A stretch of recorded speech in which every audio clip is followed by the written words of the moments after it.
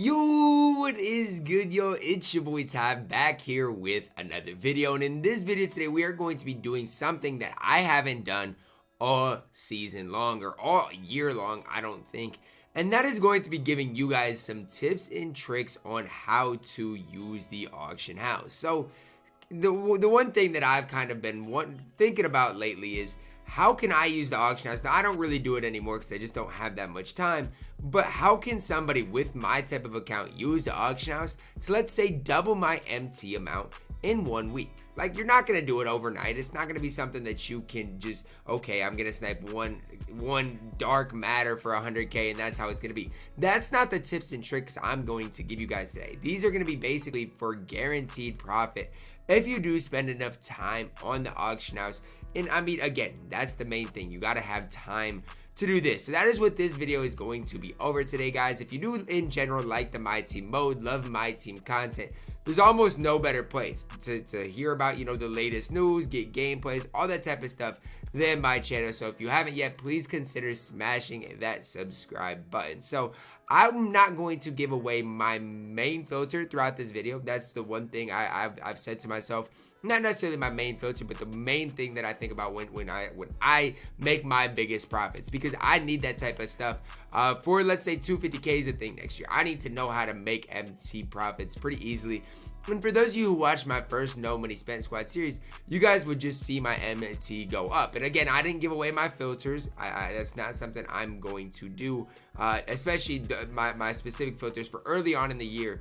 But I'm going to give you basically the same thinking behind it. So if you guys can apply this thinking, you might end up using the same filter as me and being as good as I am when I have the time to ultimately make MT. So the biggest thing that I want you guys to know, okay, is when packs are non-guaranteed packs. I just know that there's some packs that come out, whether it be on Tuesdays or Fridays, that are for non-guaranteed players. Now, the later on we get this year, the more guaranteed players you're gonna see. But let's say you open one of these packs, okay? And in this pack, okay, let's look at the pack odds here and more info. You only have I guess it's a 67% chance to get an 87 rated player. So that means every 1/3 pack you're gonna get a sapphire, just base NBA player basically is what that means. And earlier on in the year it was way lower. Like the chance of pulling an 80+ rated player wasn't even that high. But basically what my main thing was earlier on this year is when silvers were super common to pull, right? On content days, you guys would see just the silvers be flooded. So the price of a silver, let's say earlier this year, might have went, I don't even remember exactly what it was, but it might have went from 1,300 on a normal day. So then when we get content, you guys could sit on the silver filter for 850 and they would just keep popping up, bang, bang, bang. And so what I would do, right, is I would buy the silvers, you know, all the silvers in the world for 800, 750, 850 MT. And then 2 or 3 days later, let's say that's Friday, on Sunday, the market's recovered a little bit. Maybe it's back to 1,100 for the cheapest silver. So then you got all these silvers in your collection for 750 or 800 MT. You guys do the math. Let's say you get 100 silvers and each of those silvers nets you 500 profit. You're looking at 50,000 MT just like that, just in one simple thing. And when I say it's guaranteed, you're going to see those guaranteed players. Now, that was before. That's when silvers were pretty rare. And I don't know what the common pulls out of these things still are. The only thing that kind of makes me not think it's going to work is just seeing the pack odds an 80+ rated player is 100%. Now, that's not to say that no silvers are being pulled. But let's just do this, for example. Same thing with emeralds, right? Let's say on Friday, you could sit on this emerald filter for 600, okay? Sit on that filter for 600. Even if you only net 100 profit from emeralds now going for 750, or you could probably sell emeralds for 800 now. So let's say you net 150 MT profit on each of the emeralds that you bought for 600, okay?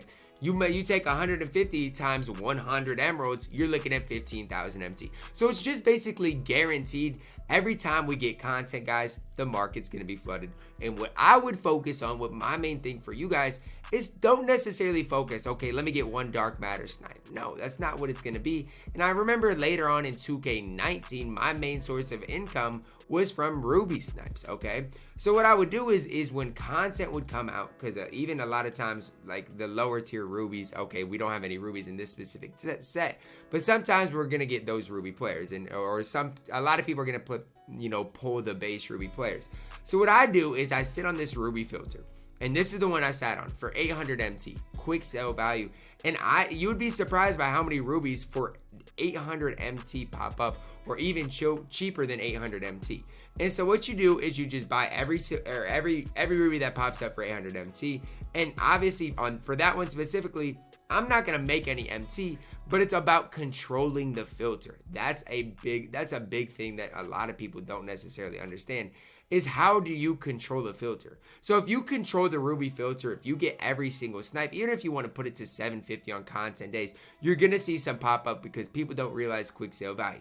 You can buy them for 750, and the thing I like about this ruby thing is you don't have to resell them on the auction house. You can do it without any tax. Now obviously right now no rubies are gonna pop up, but when content's popping, when rubies are flying out of packs, you'll see a lot of rubies for this 750 or cheaper. You definitely will.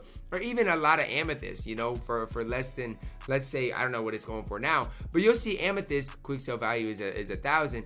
You'll see amethyst flying up for less than 1,000 just because people don't realize what you can truly get out of amethyst players. Now that's the only thing I can say. If you don't want to worry about having to necessarily resell people and you just want to be able to quick sell them, that is one thing you can do. You can sit on the amethyst filter for 1,000 or 950, or the ruby filter for 800 to 750. Now that's something for even later on in the year. I would say once we get June, July, August, those, you know, quick sale filters will become even better. And that was my main source of MT in 2K19, was quick selling rubies, you know, buying them for cheaper and then quick selling them. Another filter that I think you guys should take advantage of, not necessarily anymore this year, but next year when it comes out, heat check players. This is when heat check packs first come out. That's a great way to make MT. Snipe heat check players for cheap, because a lot of people are trying to complete those collections for tokens, and then you can obviously resell them for more. Now is that a good filter? No. So it's all about timely stuff. That's the best thing I can tell you. When this set first came out, guys, I can't tell you how much MT I made on it. It was absolutely ridiculous. I gotta get into the filter I was on. I think it was this possessed filter. So each one of these amethyst possessed players, I think it was Donovan Mitchell, Jimmy Butler, is that it? So these two players were both going for right around the same amount of MT. When they first dropped, it was 40,000, and then a little bit later on in the day, it was like 25,000. But they were flying out of packs, and people would be putting them up for, you know, I think that when they were going for like 25,000, I got 4 or 5 snipes for 18,000. Okay, you guys do the math minus tax. You're looking at basically a little less than 5,000 profit. I got 3 or 4 or 5 snipes all within the matter of 20 minutes. So just within that, you're looking at 25,000 MT within 25 minutes by just sitting on. And again, it's guaranteed because you're not looking at the top players in the set. You're looking at the kind of off-brand players, the amethyst players, the rubies, you know, those types of players. But again, I made, you know, 25,000 MT in a matter of 5 minutes by just sitting on that filter. So that's the one thing I can kind of suggest. So for example, the warp reality set, I'm not going to sit here and say I sat on filters all day long, but if you wanted to sit on the diamond filter, I think you could have had pretty good success, especially when the packs, you know, first came out in the first day. I'm not going to sit here and say, you know, right away because it's hard to know the prices. But in the first day, I think you could have had a lot of success sitting on the warp reality filter. I really do. Now, obviously, prices now aren't nearly as high, but you still could sit on this filter, and I don't think you would have that bad of success. I really, truly don't. Obviously, Simbular is pretty cheap.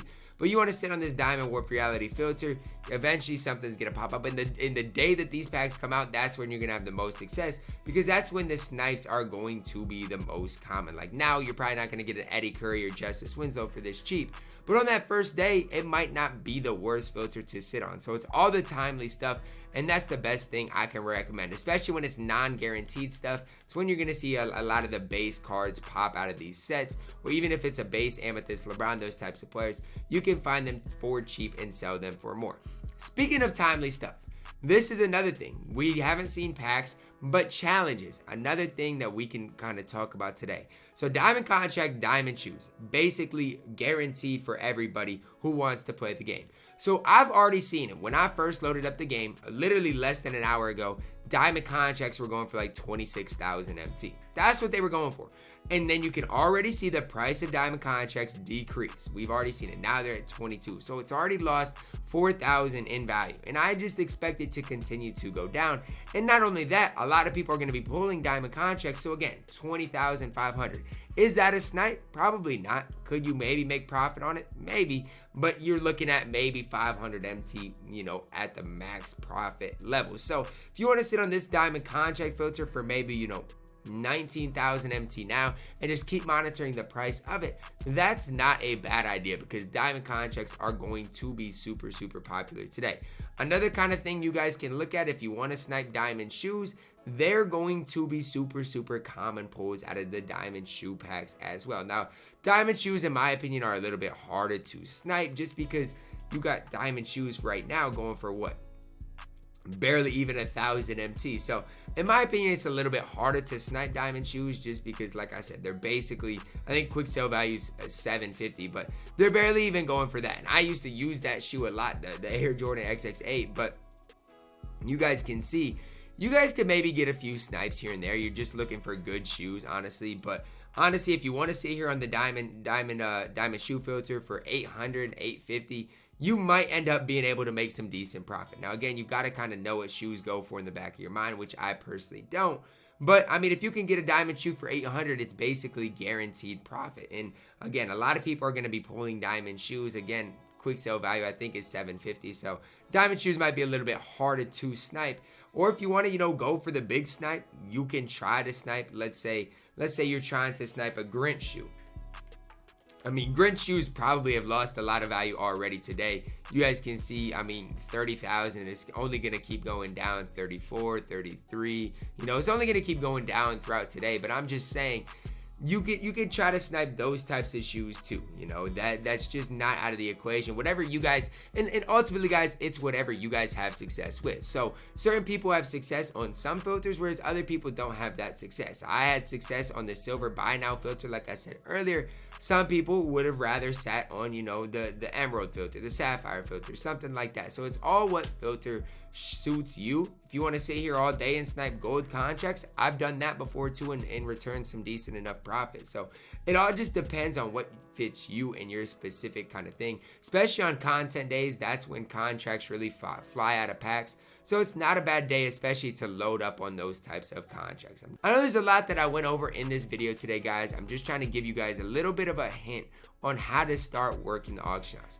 Again, it's all about timely stuff. So for today, my main focus would be diamond contracts and diamond shoes. That would be my main focus if I was to spend an hour on the auction house, would be trying to snipe diamond contracts and diamond shoes and making a good decent amount of MT from that. Now that's just my opinion. You guys can have success with other things and that's fine, whatever fits you. But again, just trying to give you guys a little bit of my insight on what goes through my mind when I just do decide to try to snipe and make a little bit of MT. But I hope you guys did enjoy the video and found it somewhat useful. Again, I didn't go over that many specific filters, more so the ideas on behind what filters could possibly work for you.